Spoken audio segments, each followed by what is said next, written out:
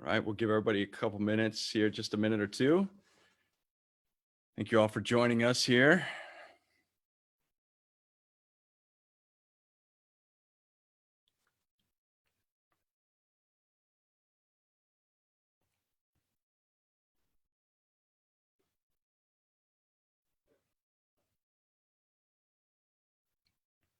All right, we'll give everybody a couple minutes here, just a minute or two. Thank you all for joining us here.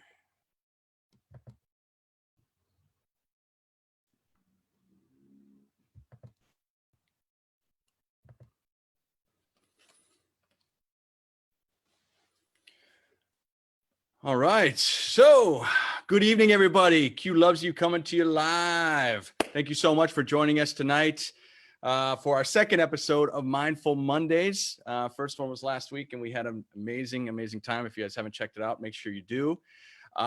Before we really start digging into it, though, please, if you're watching this and you happen to join, please share this on Facebook. If you got this open, you can go to your timeline. You can share away all over the place. Let's get some people in here. We've got an amazing show for you tonight. But, to give you an idea of what we've done here for the show, where this came from, for those that haven't seen it before, basically, we want to do 100% true, 100% real story about real people. And that's kind of the idea. We've been watching too much information and disinformation and trying to decipher. So I said, you know what, let's get together and have a truth time. So here we are, Mindful Monday. Tonight we're joined by my good buddy, Patrick Ney, who is here. Where are you at, Patrick? I'm going to hit you there. Say hello to everybody. What's up, Mr. Q? Huh? Huey Louie in the hizzy. What's up, buddy? What's up? So we, for those of you that don't know, also we host a show on Thursday evenings called Throwdown Thursdays Comedy, and it's phenomenal. 8 p.m. Thursdays, great comedians. We've been doing this now, I think 9 weeks, and a great show this week too. We got a great show. Some really good people. Yeah, it's gonna be a lot of fun. So, but I really want to dig into our guest here, who's a great friend of mine, and somebody that is, I'm going to have to read this because there's too much here, but he is what we call the godfather of video conferencing. And he's created over $1 billion, $1 billion worth of for his shareholders in his career. He's had a company called Picturetel, where his team developed the first video conferencing and data sharing technology that lies at the core of many of today's video conferencing companies, i.e. Zoom. He's got some great ideas, and we'll talk a little bit about that in terms of video conferencing. After selling the company, he's been into high-tech companies in the voice-over internet protocol industry and content distribution of Hollywood movies and the hospitality industry, including hotels, airports, airplanes. He sat on the board of Benihana's, Reed's, FitLife, and also as a private company, and is an executive in residence for Novartis Pharmaceuticals Digital Innovation Labs. My gosh, he's been quoted in, you've seen him on CNBC, MSNBC, ABC.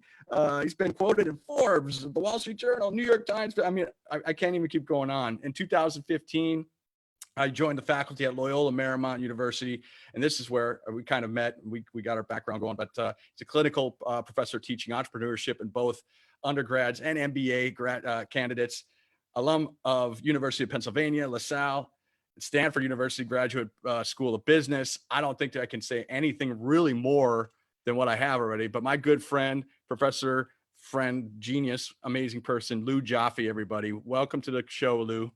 Thanks, Q. I every time I hear somebody read that, I go, who's that guy? I'm sitting here in a nice jacket and a shirt, and God knows what's going on. I told him I'm like a mullet. I'm business up top and party down below, because it's on Zoom. Who knows what's going on? I know. We look like this, but if they knew, what's going on. If they knew. If they only knew. Yeah, read my resume. That'll sober them up real quick. But Lou, that's okay. Yeah, how about you can read my book? I'll get my shameless plug-in out of the way. You're plugging out. Listen, you know what's funny? Hold on one second. Let me do something here real fast.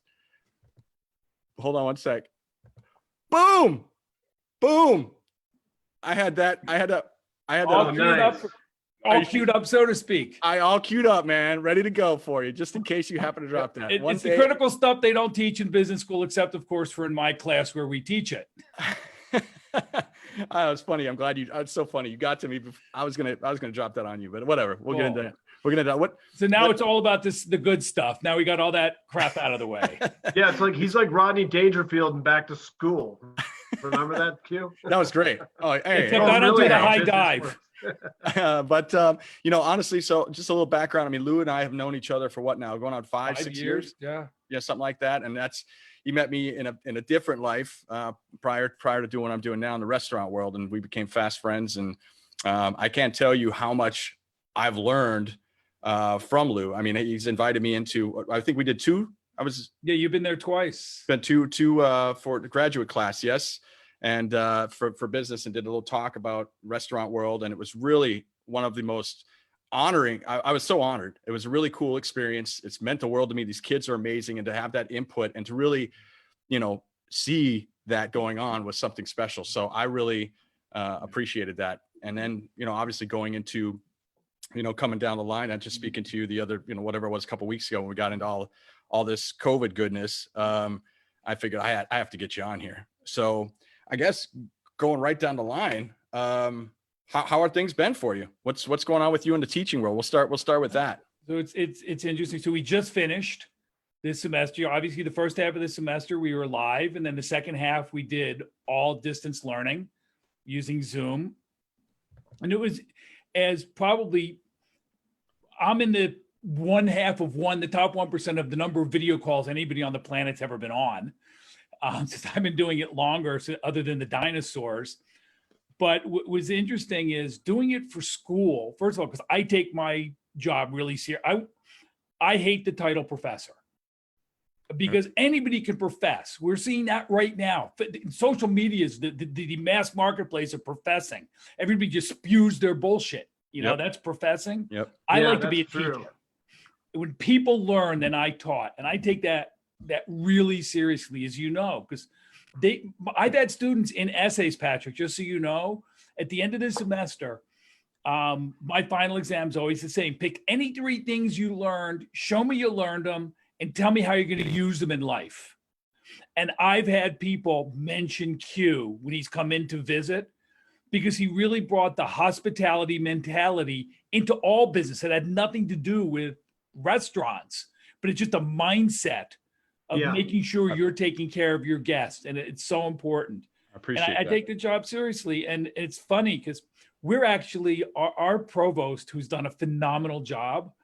And we're going to go back to school in the fall. So it's really exciting. So you guys are going back. Sorry to cut you off. You guys, I know Cal State, and I know you can't really talk about that, but all the Cal State schools are shutting down. You guys are going back physically in the classrooms. That is the plan. The school has done a phenomenal job of really looking at all of things. So they're making changes, like instead of 10 minutes between class, it's going to be 30 minutes between classes, so somebody can go in and wipe the desks down. They're going to change the way the dorms work. The cafeteria is going to be all box meals, so you can't eat in the cafeteria. But they've really put a lot of thought into giving a great experience to the students. But all classes will have to be now bimodal, meaning they can be live, but if a kid doesn't feel good, it's still going to be streamed, or Zoomed. So that way, if the kid's in their dorm room and they don't feel well, don't come to class and bring that to the class. So we still have to be prepared for whatever happens. And of course, so are you going to do a check-in? Are you going to be having to check kids in when they're coming in, or online and off and doing we're going to do the best we can. The nice thing about the benefit of being in college as opposed to elementary school or secondary education, kids, and listen, I made the mistake freshman year. I took an 8 a.m. class and it was my only F. Yeah. Because the first day of class, the teacher said it was history, of which I could not care less about. As an engineer, who cares about history? But he said, I teach from the book and I test from the book. That's all I needed to hear.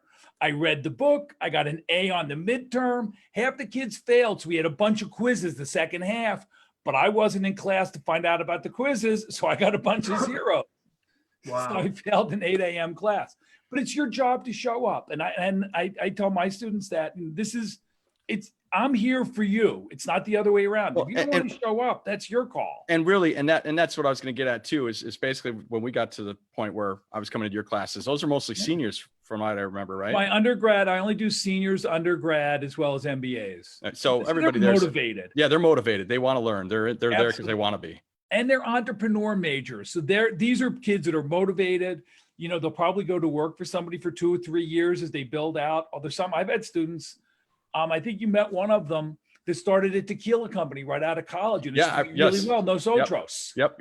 I remember that. Oh yeah, great that's guy. a big company. Those guys they've blown up. Carlos has done a phenomenal job. He's such a good guy. He was a nice person. He was a great person, had good energy, good vibe. It was our administration, you know, not all systems work as we know, but the administration does a great job of picking the right students that belong at the university. But we have to now be prepared because it is a new reality. It's fun for me, as been in video conferencing my whole life, pretty much, that it's gone from being a nicety to a necessity. We wouldn't be able to do this. You know, God knows what you'd be watching on video if you were left to your own devices and we didn't have Zoom. Whoa, don't go there. I don't even want to talk about that. They have special categories. You'd be surprised at the scarier stuff he's watching on YouTube. Trust me. Yeah. Well, I've been the rabbit hole, political, the conspiracy junk. Yeah, my searches have been kicked off. I've been kicked off because of my searches. Just kidding. But wait a second. Okay, don't they have this before, like the buy mode stuff? Because I would think like people with like disabilities and stuff, this would be like a remarkable thing that would have happened a while ago. You know, they do make accommodations for students with issues, but very few classes were done, you know, with a live stream and in person. But so, for example, I have students that need extra time to take a test, or I have students that are dyslexic and they record the class when they come to class as opposed to taking notes. So we make reasonable accommodations when somebody has a need, but I've never had classes that you had to be 100% ready to deal with kids in the room and virtual simultaneously, because that adds a level of complexity. So where's the microphone go? Because I wander in the class, I get right up in somebody's face, we debate.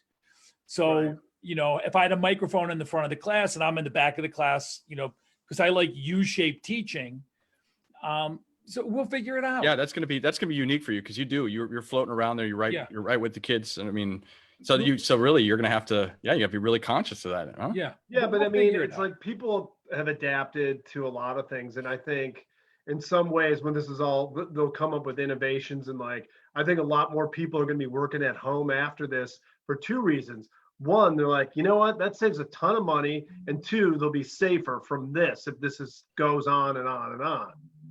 Yeah, I think that you're going to see, you know, I deal with in my real life, which also is a lot of video conferencing, and I'm working with a lot of companies on how to deploy their video and get better experience out of video and put it into their workflow because it's not going away. CEOs that never would have let people work from home all of a sudden aren't commuting to work, and they're going, you know, this ain't so bad. Yeah. Right. And so it's gone from being a nicety to a necessity. And it's also, I've talked to a couple of folks that I'm working with that when they've done sales calls, when they showed up at somebody's office, you know, you're given this 30 minutes to do your pitch. And people seem to be a little more relaxed because they're not wasting time in between commuting. They're not running as much. So they actually have more productive time because you're not wasting time in traffic and doing other things. The anxiety that you're building just from that, like running in sweating, you know? Yeah, 30-minute sales calls have gone to 45 and 50 minutes. But if you're going to have that additional time, now that puts pressure on you. You got to keep somebody's interest because we still deal in a world of ADD, you know, squirrel. And so you have to make your sales calls more interesting and more exciting. And so things are going multimedia, just like, not to plug my book again, but I plugged my book, and then you went right into going digital. You brought up a book thing. So when people are doing sales meetings now, they're bringing video clips in, and they're doing, you know, bring up websites, they're bringing up competitor stuff. So they're making the calls more interesting, because it really is hard all day looking at a screen. Right. It does get old. Yeah. So Yeah. you have to be a little more creative, but the world is going to adapt to it 100%.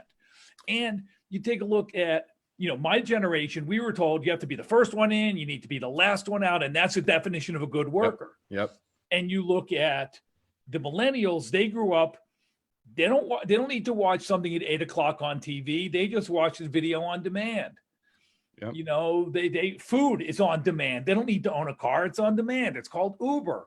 So they live in an on-demand and digital world, and they're not good with eye contact, but they're great with screen contact. So they've been trained. They have been in training their entire life, Right, for never having to have social contact. Right. but don't you think though, Lou, with all that stuff, that like these people are going to develop like insecurities, issues with being like sentimental, or they're just going to be droned out, just completely like devoid of all emotion. It's like it's almost like a bad Captain Kirk vibe. Well, it's like, what kind of a world where we don't have emotion? That's kind of what I'm afraid of. Well, and kind of Spock rules. Well, yeah, right. Well, Spock would have one scene, and Bones would be like, Jim, these people are zombies. well, the thing that I'm curious. Talking about that. How much of do you know how much of that LMU has taken into consideration that psychological aspect? And I think that's part of the decision into reopening, to give kids that college experience, because that's like one of the very first things I do with my undergrads on the very first day of class. I actually have them get the phone number of the person sitting next to them, and I say, start a conversation on text and learn as much as you can about the person. And like 3 minutes later, I said, okay, phone's down, now continue it eye to eye, and they panic. Oh my God, that's so awesome. I'm taking your class. Because the truth of the matter is, right, there's never been $1 million deal closed on text. Right. You need to build relationships. Golf course. And one of the things I tell, and Patrick, I'm not picking on you, but one of the things I tell people as I'm helping them with video conferencing is move a little farther away from the camera, so at least you can see hands and you can see body language. There's nothing worse than chin view. I have one more guy on an iPad chewing. I just want to see what that boat, what the boat is that you live in looks like. All right. Well, I was going to say too, and since we're going kind of over that route, what are your top 5 things for video conferencing that you've learned, that you quick off the top of your head, that somebody can make a difference? I know you've helped me, and I just want you to. I'm going to give it in 2 realms. First, people have to maintain and control their environment. So number 1 is, where's your camera? Is your camera too low? So you're getting chin view? Is it too high? I'm a bad one, because you'll just get massive reflection and you'll blind somebody. But either too high or too low. So place your camera so you get closer to that eye-to-eye experience. Don't get so close that you lose the ability to use your hands, because I think that's part of body language, is part of communication. Number 3, get a better mic. A lot of webcams are horrible mics. And the truth is, you'll forgive bad audio, but you won't forgive, you'll forgive bad video, but you won't forgive bad audio. Yeah. How many times you've been on a cell phone with somebody and they start clipping and you go, listen, call me when you get out of the valley. Yep. You're in a dead zone. Yeah. Yeah. So get a good mic. And I think those are important, and get some lights. Don't sit in the dark, so at least people can see you. I talk to people about, and if you're going to use a virtual background, don't make it distracting. If you're going to use a real background, again, it's, Patrick, yours is the great example. I know a lot about you. You got your cork board there. I get a good feeling. I love the sign above your head. Do what you love. That just, that speaks to who you are, because your video appearance is your brand. Yes. So develop that brand. And in your business, you have to think of it more, what's your workflow? How do you do business? So for a lot of companies now, it's one click. You can add your CEO. If you're a customer and you're talking to the sales guy, how cool is it if the CEO joins the call? Now, that CEO probably could not come out and visit you on a regular basis, but the CEO can be added right into the call and say, hey, thank you for your business. We appreciate you. And you build better relationships with your customers. One of the companies I work with, its name is Court Call, and their video platform, It is exactly the same if you're using their video. It is exactly the same if you were in court. If the judge says to two lawyers, go off to the side and you guys work this out, you do not want me deciding this, the system actually puts the two lawyers in a virtual conference room, and then when the judge brings them back in, they can talk to them. Or the lawyer needs to talk to his client. His client may be in lockup, and it'll put him talking to the guy in lockup in the background. So you want to make it as close to your normal workflow as possible to make it feel real, because that gets back to Patrick's point. We do miss, at the end of the day, everything's either animal, mineral, or vegetable. And I know there's a bunch of people out there that are vegetables, but technically they fall in the animal category too. And we're pack animals. We want to be part of a pack. We need to belong. So that you got to make your video feel that, even though you can't duplicate it. You know, I think every one of us is missing a hug. You know, it's so hard. I was out for a walk the other day and I saw a good buddy of mine, and it was like, I wanted to shake his hand. It's just so natural. We miss that. We do. So when you're doing video, you want to try to emulate as many of those natural experiences as you can to avoid that anxiety. Yeah, because Lou, the thing is that a lot of these things are just, evolution in nature and selecting has made us want to do this stuff. Yeah. So there's a major reason. And if you goof that up by looking at a screen, and I say this also because that's something we have an issue with at home, like a bazillion parents, is like how much screen time, because it's like they go right into it. You know, it's like in Mary Poppins when they jump into the painting, you know what I mean? It's like later, and God knows what they're looking at and where they're going. And, some kids are more sneaky than others. And I mean, that screen stuff really has some serious consequences. I still haven't healed from looking at too many Salvador Dali paintings. I mean, it just has warped me forever. No, screen time's a problem, but that's what you have to make it is. You make the best out of the situation. Hopefully we do open up soon and we start getting back to experiences. Well, and that's something else, speaking of like kind of opening up soon, but going into other avenues here, where I know you sit on a couple different boards and you deal with a couple different tech companies and so forth and so on. We had a discussion a while back about where you thought some of the world was going and what you thought were some pretty interesting angles. One of them being something, I think it was like UV lighting we talked about. Yeah. So it would appear that UV, the frequency of ultraviolet light does kill a lot of germs. Problematic. It also kills skin. So you can't really. I hate when that happens. Yeah. Most of us do. But you're going to see technologies around lighting that offices and restaurants, they're going to have UV lights to come on at night to literally to disinfect, or during the day, they'll be covered. So they're facing up. So they're not creating UV light coming down, but actually put some sort of ventilation system in them. So it's pulling the contaminated air that we're breathing up and across the UV to kill some of those germs before it recycles it. Well, and we've seen that they kind of have that in hospitals already. They already have that in hospitals. They also have in hospitals, they have basically, think of it, a room with a Roomba with a big fluorescent UV light zipping around the operating room theater, because UV light, it's line of sight, it's light. So if there's a shadow, that UV light can't go underneath the table because it's casting a shadow just in the ultraviolet frequency.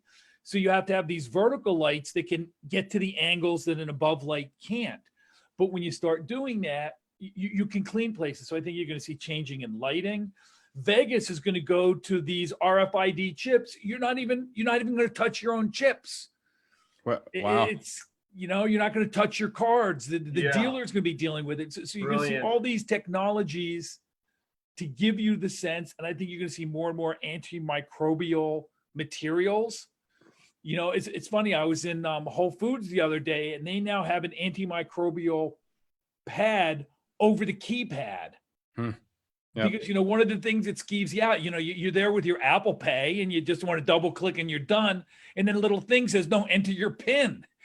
and you were so close to getting out there without somebody else's germs. Yeah. Listen, now they have an antimicrobial thing that hopefully COVID doesn't stick to. And you can make it all the way out to your car before you Purell up anyway. Yeah, right, exactly. But I mean, what you just described, I've done like 20 times. And I was like, now there's a pad on that. So it's interesting. I had no idea. So that pad is basically sort of keeping you between maybe the COVID but it's, who knows? And I think you're going to see things in technology, obviously Zoom and Microsoft Teams, they're all doing great. All sorts of things to make it easier for working from at home, because for large corporations, they now have a new problem. When you're at the office and you have a desktop computer, they can really control the internet that you have and virus control and all of that. The second you're using your own devices from at home, your world has changed. So how do large corporations who have an IT department that's geared for the 200 people on premises? It was never their IT departments and the technology they use was never designed. And that was it coming from where I was, right, for a long time. And the one thing we made sure was, because of the break-ins, you kept everything in. I mean, there was a very dedicated line and a way to do it. You can't just go through the internet because you would lose some, credit card numbers start getting swooped in on, and everything changes. So you got to be very cautious about what they're opening. A lot of that would have to be done on premise for the most part. Now you're starting to go into the houses. So you're going to see cloud security, but now somebody at home, their kids now got to be using that computer to go to school. So how do you lock down a piece of the computer, but still allow the other piece of the computer for the kids in the house? And it just adds a whole host of complexities, and businesses are now looking at, how do we really, if we're going to have a disparate workforce, how do we better manage that disparate workforce? And that's a big part of it. You're going to see in a couple of years from now, like, you can't see obviously my office, but I have a 32-inch screen on my desk. So I don't like the two different screens. I just have one big screen. But you're going to see within 3 to 4 years, in the center of the screen, there's actually going to be about an 8-pixel by 8-pixel camera. Because right now we have to think about looking into the camera to give you that eye-to-eye experience. Right. The camera is going to be right dead center of your screen, and that'll make it a more natural experience, because you'll be actually looking where the guy's eyes are that you're talking to. And then you're going to have that whole conversation about, guys, eyes up. I'm up here. I'm up here. But Lou, I always think that, like, as time goes on, I think, won't there be like a universal system, which will be kind of like Big Brother, where instead of an iPhone, you just have like something like a credit card, and everywhere you go, you just put the credit card. It's like, hello, Mr. Patrick, welcome to blah, blah, blah. We know that you have an allergy to this, and that your mother got drunk in 1998 and scared the hell out of people. I mean, it just seems like that. They have it in China now. Yeah, the chips are, I mean, they're available in places. I think they're here in the States at certain places. They're trying them out too. And like, you just walk up and they, it's already there. If you believe you have privacy, enjoy that delusion. Yeah. No, I know you don't. That's part of the promise of 5G.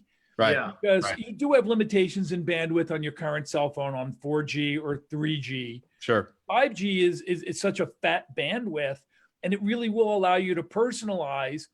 And then you're going to have this cloud-based, it's you. So Patrick, if you pick up your iPhone and you get onto 5G, you're now talking to your cloud. So your cloud will follow you anywhere. It's even right now, if you use Chrome as opposed to Microsoft's Edge, the Chrome talks to every other device that has Chrome on it. It has all your history, so beware, because Google knows more about you than your spouse. Because it knows your search history. Yeah. Well, and it exists there, and it exists on all your devices. Yeah, it's interesting. I was, I mean, not that we're going to go down this rabbit hole too long, but I mean, I was watching a pretty interesting, I won't say who it was or what it was, but a way about the internet and how to, to basically the worries of most, you talked about stuff about your spouse, the worries of most men was that porn was honestly the number one thing that they were. Get out of here. No, I swear to God. Really? Yeah, big surprise. But the other things they were talking about were, ways to, you could go to, online or online credit card, right? So that you don't have to be, so it's untrackable. What's it called? It's on privacy.com. You can get a credit card that is off the grid. You can have a phone number, I believe, you can go to Burner, you can get a burner.com, and you can get an app that changes out your phone number every time you're up doing a new internet or signing up for something new. You can get a new phone number, you can get a new email on the fly. There's a couple different places that they're doing this stuff at, which is, but again, realistically. And that was the promise of cryptocurrency. Right. You don't know who has it, and it's untrackable. There are some horror stories about people that had tens of thousands of dollars and hundreds of thousands of dollars and lost their password. And it is Oh my God. Explain that to you, honey. I've been hiding money from you from years, and now it's hidden from me too. Wow. Man, Wow. that's ultimate. A bad day. That's like, I mean, my grandpa used to hide money when he came home all the time, and then he'd forget about it because he was hammered, and then he'd find it like 2 years later sitting underneath, something, so I guess maybe that happens on a grand scale.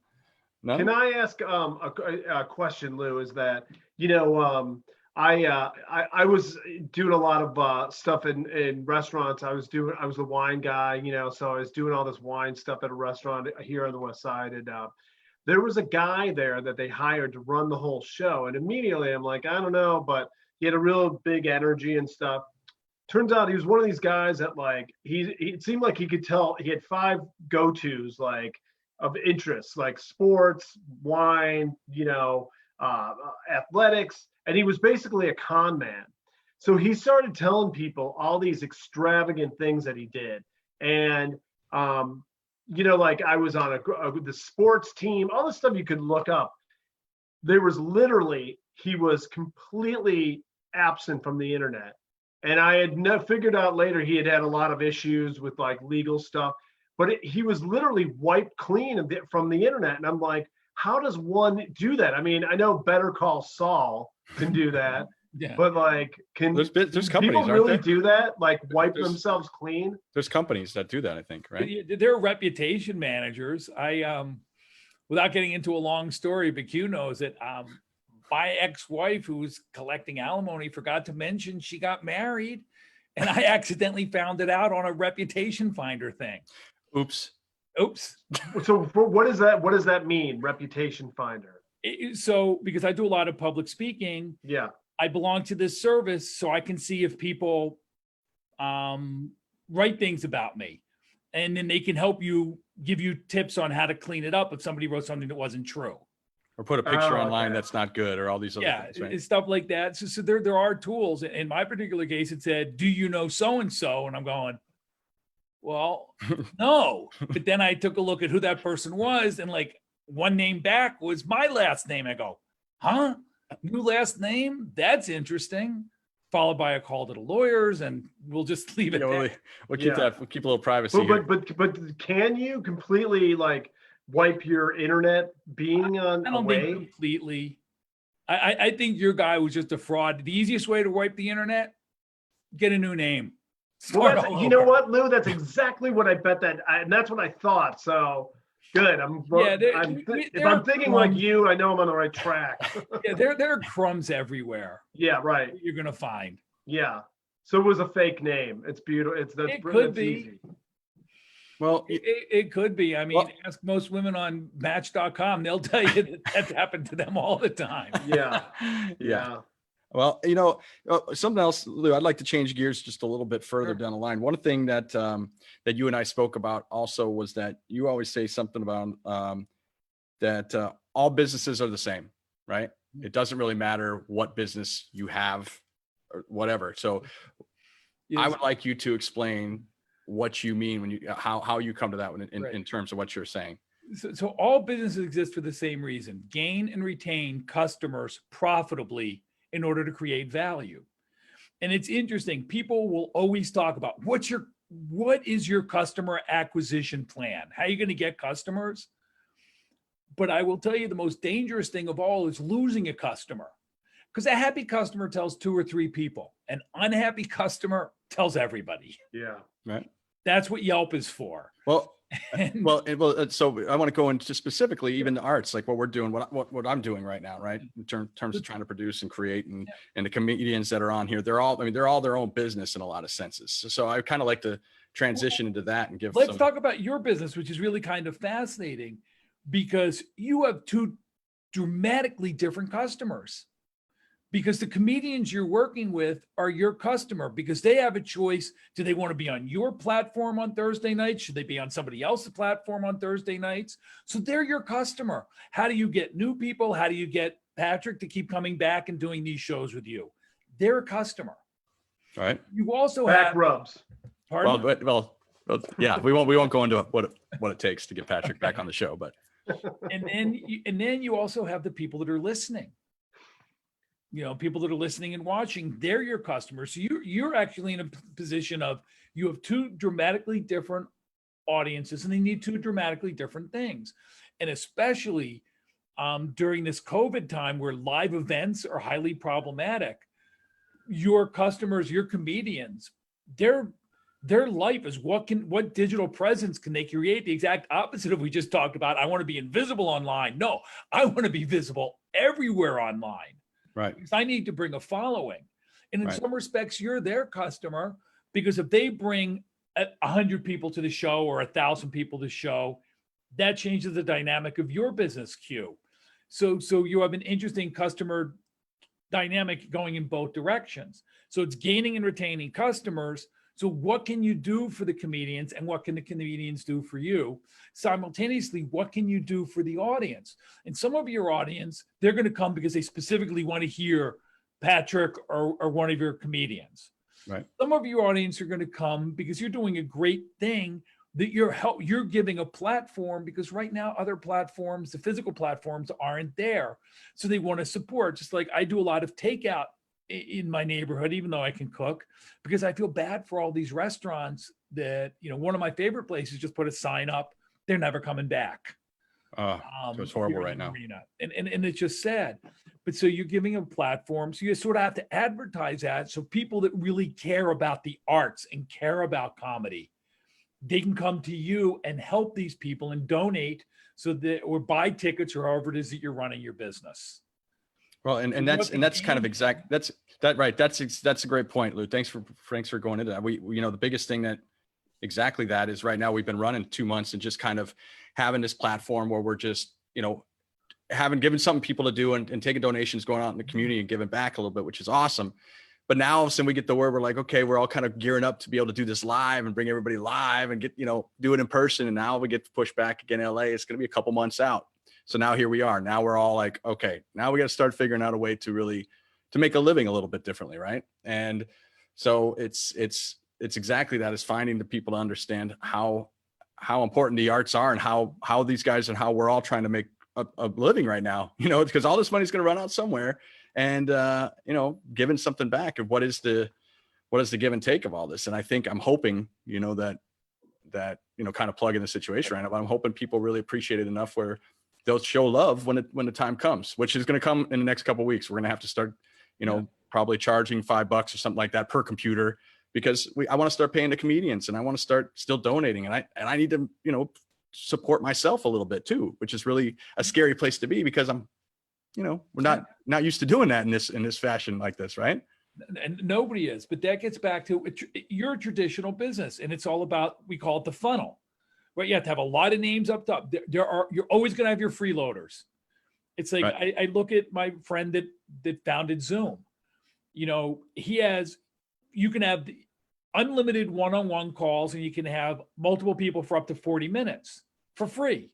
Right. And so there are people that will never buy a subscription, because the 4 people, each one will have a subscription, and I'm going to do 40 minutes on you. Then I'm going to do 40 minutes on you, and we'll have our 3-hour calls. There will always be freeloaders, but you have to have a big enough funnel that some people say, okay, I see value in this. I'm going to start paying. And then you're going to have a smaller funnel that is, I'm going to be a patron, because I love what these guys are doing. And, I can pay $50. It doesn't change my lifestyle. I'm in a good place. I want to help these guys out. So you have to fill the top of your funnel with as many customers as possible to come from multiple different socioeconomic backgrounds. And you're going to end up with your freeloaders. You're going to end up with your people that are willing to buy the ticket. You're going to end up with your people that, I don't care about the other four, but I love listening to Patrick. Right. So they're going to come specifically for him. Or, you know what? I've been a friend to Q's. Q loves me. I'm coming for Q. And I don't care about the content. And then there's some people who say, you know what? When I go to the Comedy Store, I know there's going to be, and it never fails. The headliner is always the worst one. It's those really hungry people that just light up the place. So you're going to have to, create content that people say, you know what? This is a great use of my hour. There's some real value here, and I'm going to buy the ticket. And you're going to have to find some, benefactors, no different than any other, and create a relationship with your comedians that, guys, you need to bring some, if I want to have you on, but you need you to bring 100 people too. Right. Each one of you brings 100 people. Now I have 500 people, everybody paying $5. And some people are going to pay 10 or 20 because they're really good sports. But we need that top of the funnel filled in order to get whatever it is we need out of the bottom. And that's no different than any other business. Right. And I think business has a funnel thing. Right. Right. And part of the biggest thing is when we're doing what we're doing, it's interesting. The comedians are trying to do it and give their laughter and stuff. And I'm trying to do it because I want to give the laughter, and I want to be able to give. All of us are coming from this really giving nature and what we're doing. And but everybody has an agenda. Make no mistake. Everyone has an agenda. And that's what modern life is based on, is that how does my agenda differ from yours? Each one. Right. Everybody has an agenda. Yeah. Well, that's good. No. You should. But speaking of that real quick, wait, we'll jump off that. Tell me about the book a little more. We already sent it out. I sent it out to a couple of comedian buddies of mine already. So no, so all kidding aside, it's the One Day MBA, and it's a play on words. Some people one day they might want to be an MBA, or I actually made the decision. I wanted a book that you could read in under 2 hours on an airplane. So it's about 100 pages, and it's just stories that I have learned along the way, tips and tricks that are successful. So that's why I call it the critical stuff that they don't teach in business school. I actually wanted to call it the critical shit they don't teach in business school. But, we live in a politically correct environment, so I couldn't really say that. Yeah. I don't know. I think I feel like it would have sold. I don't know. Like now you could rename it. I bet you would. Yeah. I don't know. I have a dean to answer to. Oh yeah, he might be watching right now too, huh? Or she? I hope she is. I sent her the link. Hi. She's pretty awesome. She's been with us for a couple of years, and she's really driving. And that's one of the cool things. I'll plug Loyola, which is a really great school. My department's awesome, and we're mostly clinical faculty, meaning we have to have business ties. So it's not just a pure academic and theory environment. It's a really nice balance. But my book is really about practical tools, the lessons that I've learned along the way. So an example, because people seem to gravitate this one, I call it no blue bagging. And anybody that owns a dog understands what blue bagging is. You walk behind it with the little poo bag. Is that what that is? Okay. But in business, we have a tendency of blue bagging. Somebody takes a dump, and we have to clean up after their dump, and then they'll do it again. So one of the lessons I talk about is stop blue bagging. If somebody is doing that, teach them how not to do that. House break them, as it were. That's horribly politically incorrect, but teach them how to do the job right so that you're not always doing their work for them.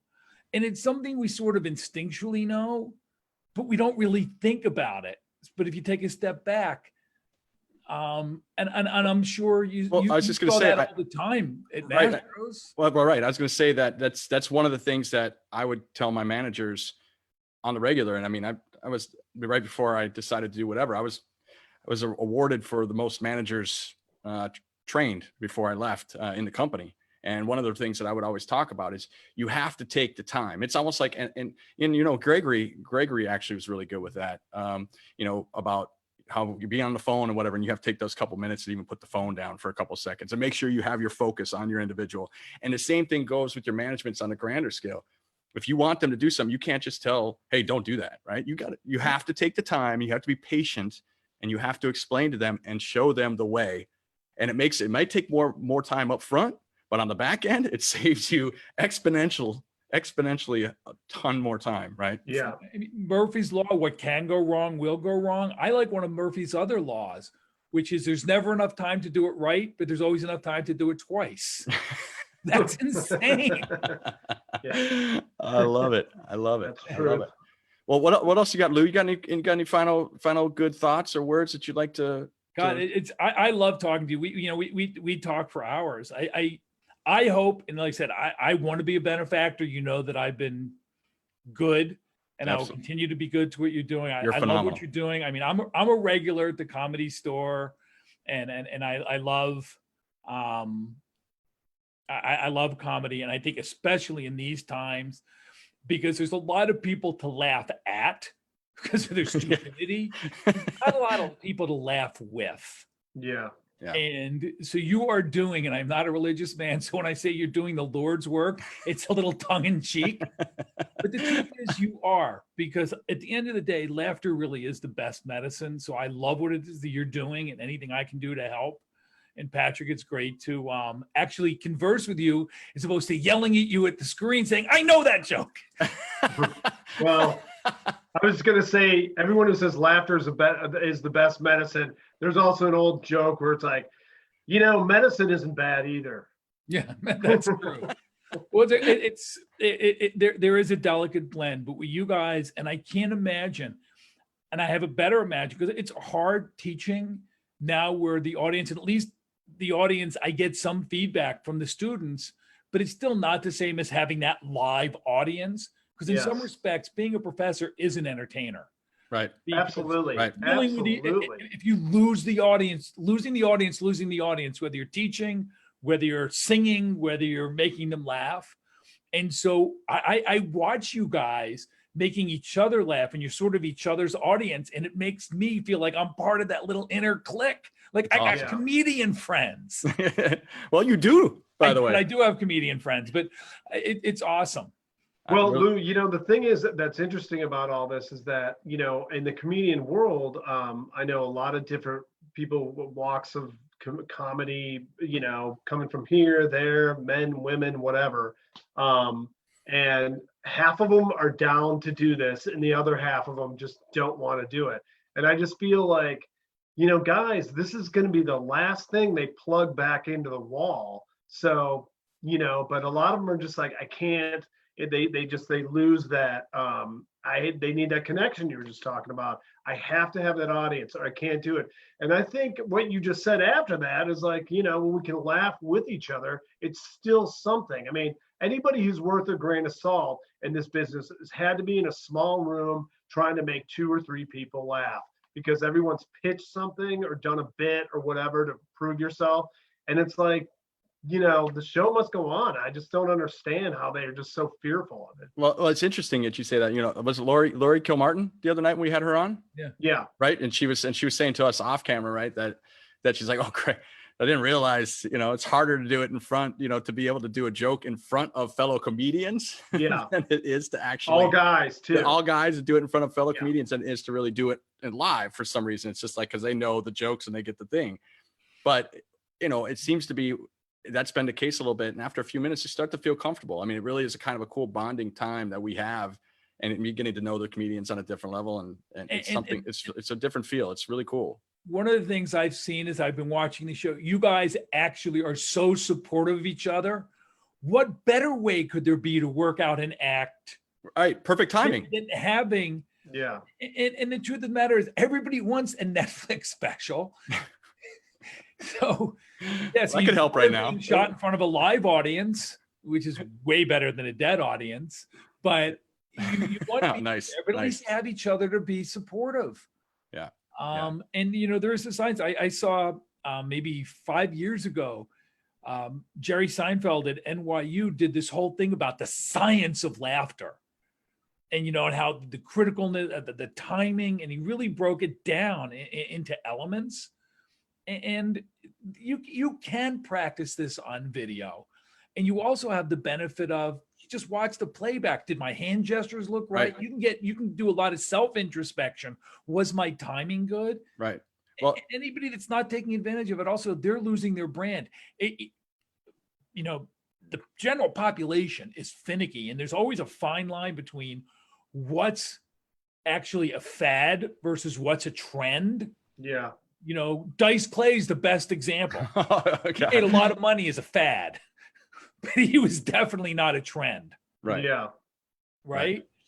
So working on your skill set, but doing things on video, if you lose your mojo and you lose your brand, it's going to make the comeback twice as hard. Right. Yes. Well, and we've had the discussion where, for anybody to be able to do it, for a comedian, from what I'm understanding from Patrick and some of the conversations I've had, to be able to, if you can do it on camera, it's almost like if you can make it in New York, you can make it anywhere. If you can do it on camera, you really can do it anywhere. But a lot of these guys, I think, are veterans, so they know the hits and they know their punchlines, they know some of these jokes, and so they can feel it. We have some of the newer cats on, and they, they're still trying to figure out their timing and whatnot, and you can kind of notice that. But who cares? I mean, and that's the thing, is we are so supportive, and it's such a cool. I mean, yeah, you go live, so I guess who cares? It's kind of whatever. But we go live and we have a good time doing it, and it's a way for people to kind of understand and feel that the techniques behind comedy. It's not just a show. You get to see a little bit of what goes on in it, which is kind of not at all. I mean, you were talking about the Comedy Store. Like, for years, if you go into the Comedy Store, the OR, the original room, they will seat you as you go. They're not going to be like, sit where you want. They seat you so everybody's in a group together, because that's how energy works. And it's like, it's a very scientific thing. And it's like, if you have a crowd of people together, the energy and the feedback between what is the stimulus and the audience is like just way more empowered. And so anybody who sees a show where everybody's scattered likely is going to be really terrible.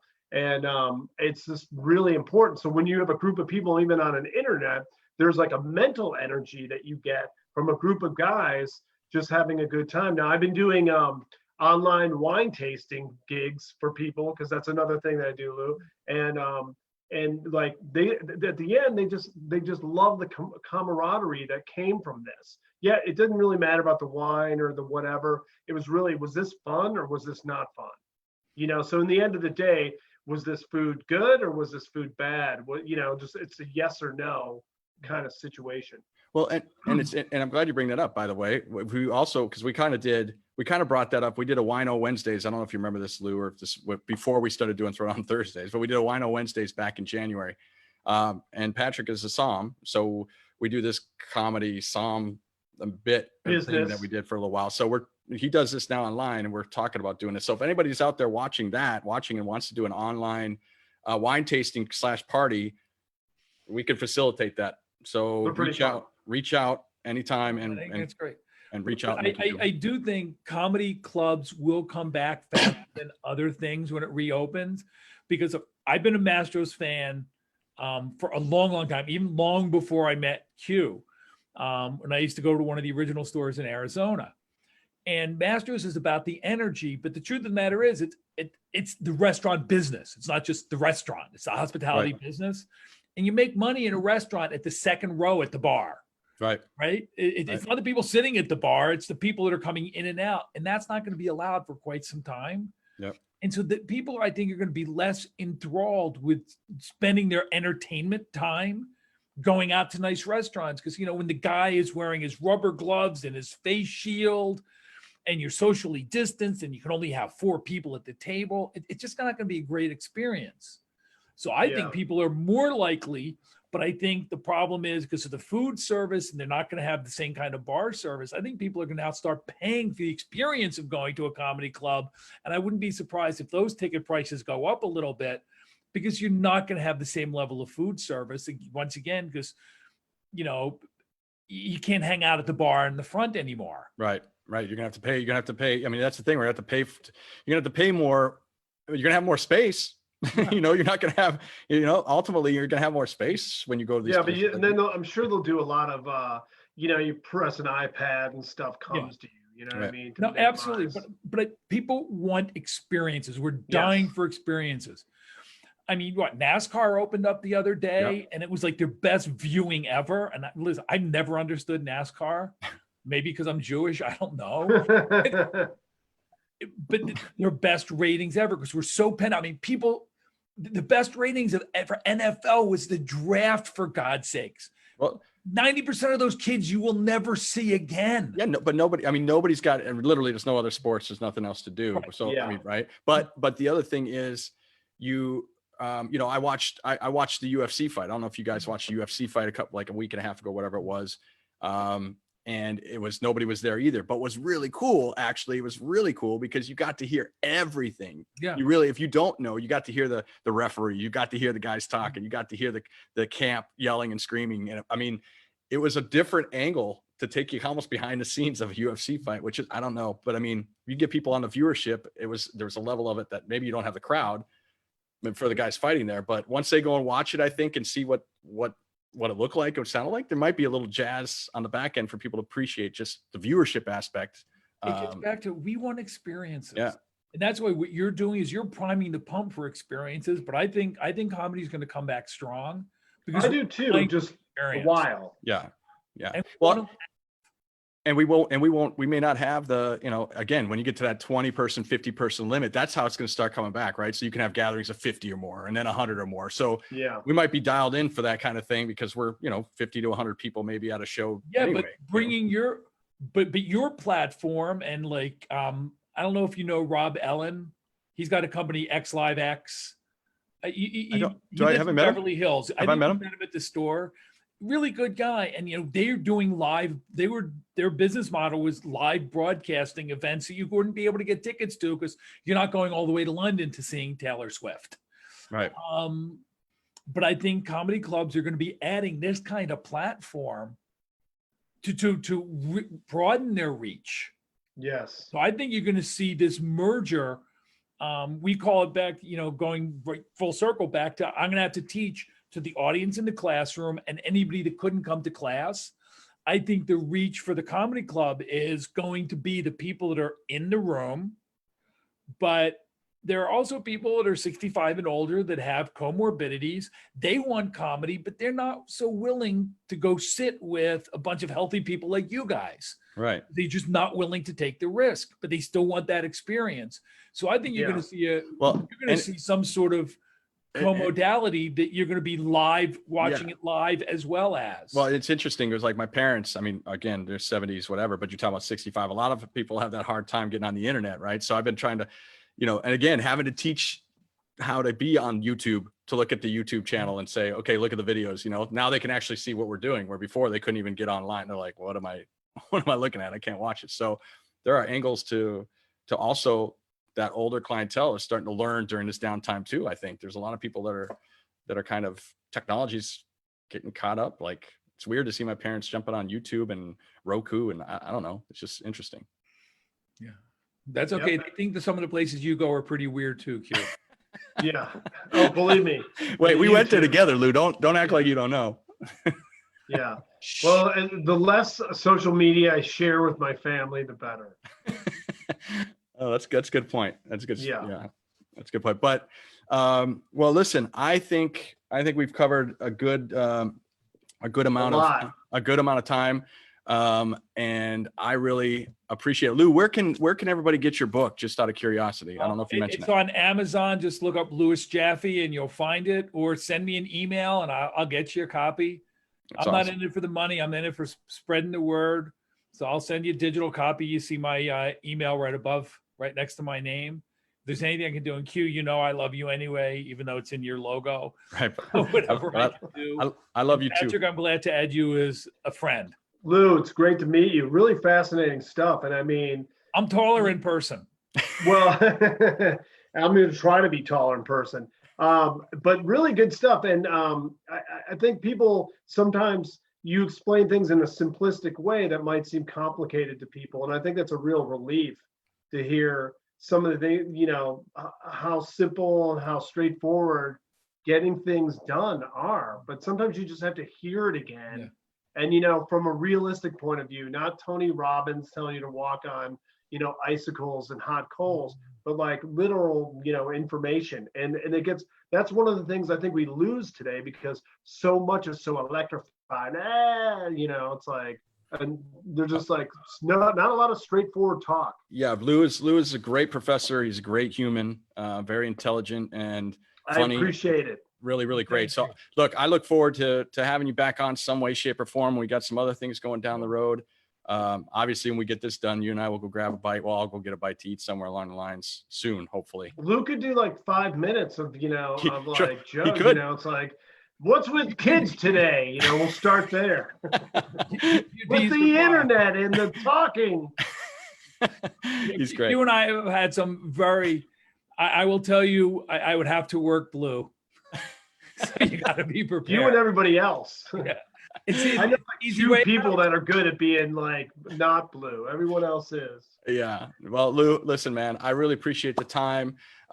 Everybody, Patrick, thank you so much for coming down. Of course. Check Thanks, out Q. the It's book. been an honor. Well, Thank you both. and thank you. And everybody, just a Keep doing reminder. the good work. Thank you very much. Reminder also, Thursday, 8 p.m. Throwdown Thursdays. This week, what do we got on? We've got Eric Escobar on this week, who's a funny. Matt Balker, who just wrote a great book about Greg Giraldo, a very famous, amazing comedian.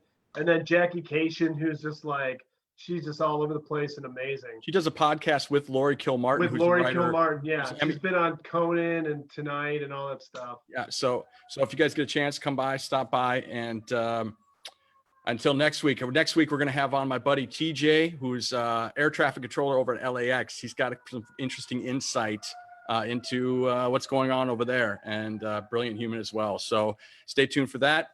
Everybody, Q loves you. And Stay safe, everybody. have a Take great care, night. guys. Thank you very much, everybody. Thanks for watching. Thank you. Bye. All right. Cheers. Bye, Patrick. So long.